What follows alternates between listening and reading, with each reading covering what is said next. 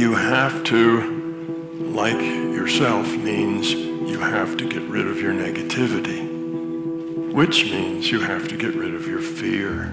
So you see, it all comes back to the same thing. No matter how we look at it, growing up, being happy, having a great life, all goes back to getting rid of your fear. That's the key thing you have to do. When you get rid of that fear, your ego goes away. Because as you get rid of that fear, it becomes less about you. Fear is always about you. When you're afraid, you're afraid because of you. Okay? So when you let go of that fear, you become less self-centered and more other-centered. That changes your whole reality.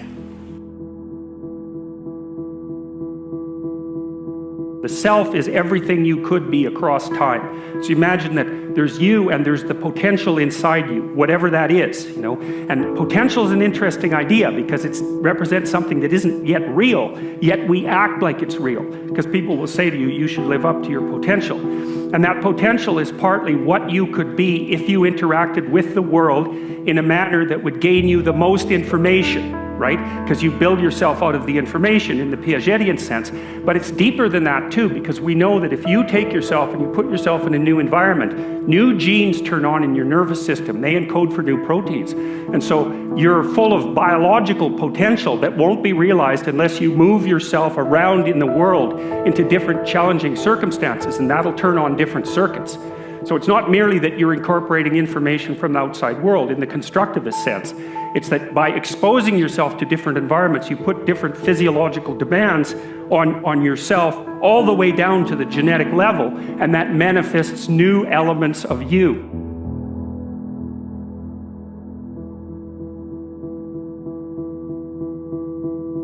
Cross the river. Get beyond yourself and get beyond that emotion. And the memory without the emotional charge is wisdom. And that's the name of the game, because the soul can't go to the future, can't create a new adventure, can't journey back to source if you're living by some emotion that's keeping you in the past. The soul doesn't even know what to dream about. It can't, because it's seeing the future through the lens of the past. So then when the person starts coming up against themselves and they're sitting there and you say you create your reality, all right, well, then I'm going to have a thought about what I want, but they can't control their thoughts. That's because their body's influencing their mind. So the only way they're going to begin to liberate energy is to be still and to know that they're God.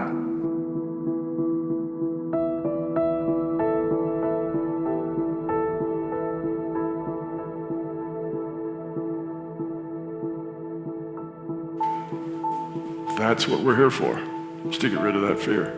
That's what makes our quality of consciousness grow. That's what makes us evolve. That's what makes us successful here. So as we do this, we become different people.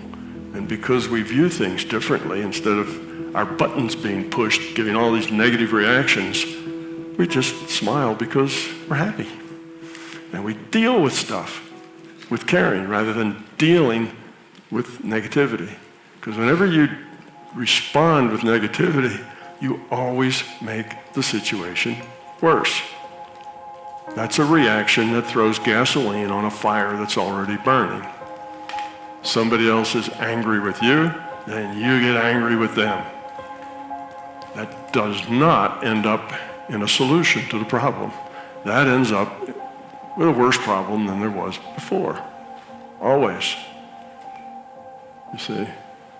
So when somebody pushes your buttons and you get these reactions, you're really making things worse. You're thinking, well, I'm not going to let them tread on me. They say things like that. When they do that to me, they're going to know they're going to get hit back. You know, I'll say something twice as rude, and I'll escalate it so they won't try that again. Okay, doesn't work that way. It makes the basic interaction worse. It makes your button more sensitive. It makes you feel bad. It leaves you in a state of anxiety. It makes you in a state of negativity. It's just bad all the way around. See, you don't have to punish other people. You have to accept them for the way they are. Help them change if you can by giving them a secure, supportive environment.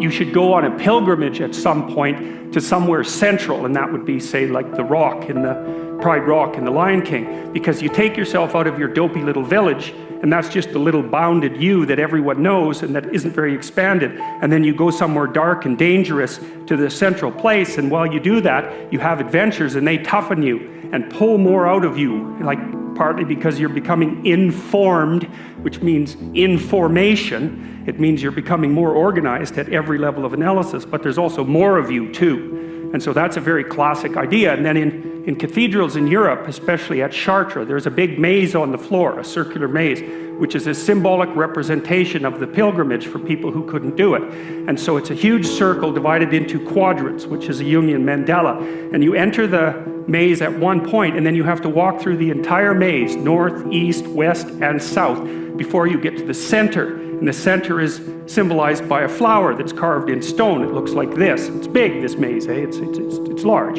so that you can walk it. And that's a symbolic pilgrimage. It takes you to the center. That's the center of the cross, because it's in a cathedral, and that's the point of acceptance of voluntary suffering. That's what that means.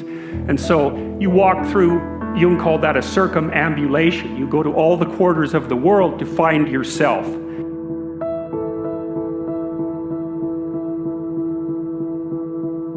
And so then we always have to update our versions about reality, because it's the only way that we adapt.